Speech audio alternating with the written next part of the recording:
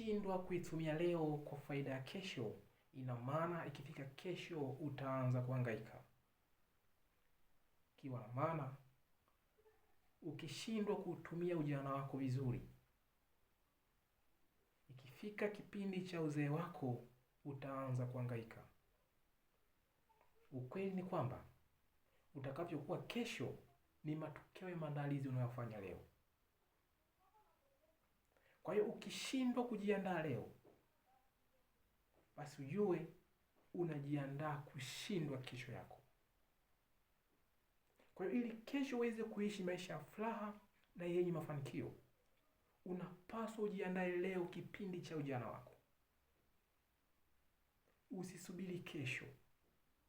Ndio maana ndani ya neno maendeleo kuna neno leo. Kiwa na maana unapaswa ujiandae leo ili kesho uweze kuishi maisha ya furaha na yenye mafanikio. Kwa hiyo unapaswa ukubali kuumia kwa muda mfupi ili uweze kufurahi kwa muda mrefu. Kwa hiyo hakikisha unajiandaa sasa. Hakikisha unajiandaa leo ili kesho uweze kuishi maisha ya furaha na yenye mafanikio. Kwa maana muda unaoupata hakikisha unautumia kwa faida ya kesho.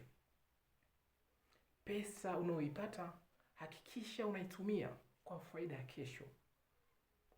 Fursa mbalimbali unazozipata hakikisha unazitumia vizuri kwa faida ya kesho. Kumbuka, utakavyokuwa kesho ni matokeo ya maandalizi unayofanya leo.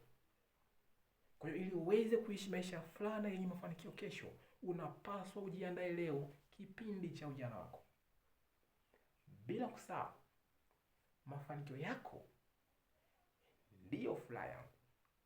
Asanteni sana kunisikiliza na Mungu awabariki.